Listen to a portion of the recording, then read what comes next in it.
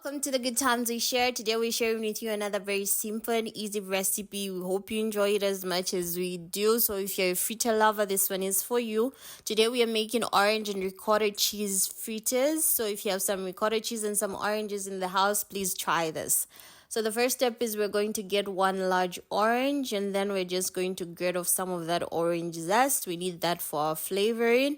So grate off as much as you possibly can, making sure not to go in too deep, because if you get to the white part, it will ruin the flavor of the fritters.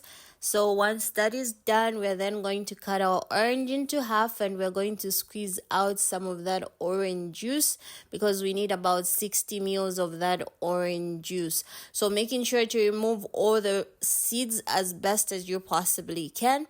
And once this is done, we're then going to put everything in a bowl. 360 grams of flour, 110 grams of sugar, 250 grams of ricotta cheese, 1 large egg, 8 grams of baking powder, orange zest, and 60 ml of orange juice. So after that is put in a bowl, we're then going to mix it all up with a spatula. So just go in with your spatula, gently mixing it all up. And once all your wet ingredients are holding on to the flour, then you're going to go in with your hands. So remove everything from your spatula, and you're just going to knead this together with your hands. So do this until all your ingredients are well combined and are kind of holding on to each other. We form somewhat of a finer dough. Once that is done, then we are going to knead it on a flat surface. So put it on a flat surface, put some flour so that it doesn't stick to your hands as well as the surface. So we're going to knead this until it gets to a point where it's no longer sticking to our hands. That's the texture we want. So after doing that, make it into a nice round ball like so, and then you're just going to cover it up with some plastic and leave it to rest at room temperature for 30 minutes.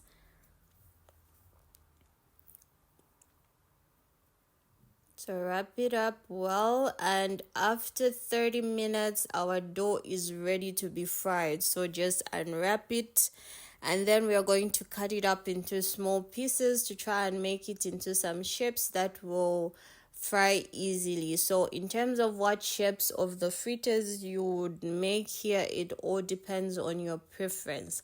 So cut them up and then start rolling them however you want. I prefer to do them I roll them up into this elongated form because I believe they cook through faster and easier, but you can do them however you like.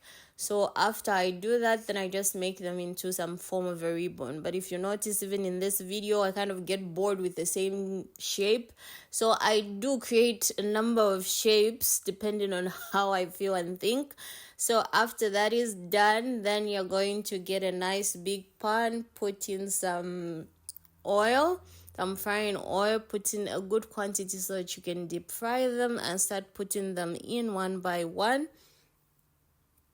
Fill your pan until you have no more space, and then you're just going to start turning them so that they don't burn. Keep turning them from one side to the other until they are golden brown. And as you can see, some of them are also losing that shape that we had created. So the shape isn't so much of a big deal, but I can guarantee you they'll taste really amazing. But of course, for aesthetics, you want them to look good. So then when taking them out, make sure to put them on some paper so that it can soak off some of that oil that they are coming out with. And whilst they're still hot, we're then going to start dipping them into some sugar. So this is just your daily sugar. You just dip them into the sugar. It gives them a really nice look, but as well as making them sweeter in case you want them to be sweeter. So if you wish them to be much sweeter than just the normal sugar we had put into the dough, this is something you can do. If you don't want them as sweet, then don't dip them into the sugar. So do this with each one of them. Be gentle, be patient, be kind. It will pay off. So after that is done, this is what they should look like. I think they look amazing. I can tell you they taste amazing.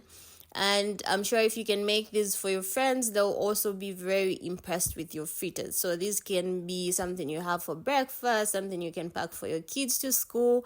I really hope you try this recipe. Please let us know what you think. And when you open them, they have like this nice yellow color inside, which we get from the zest and the orange juice that we had used.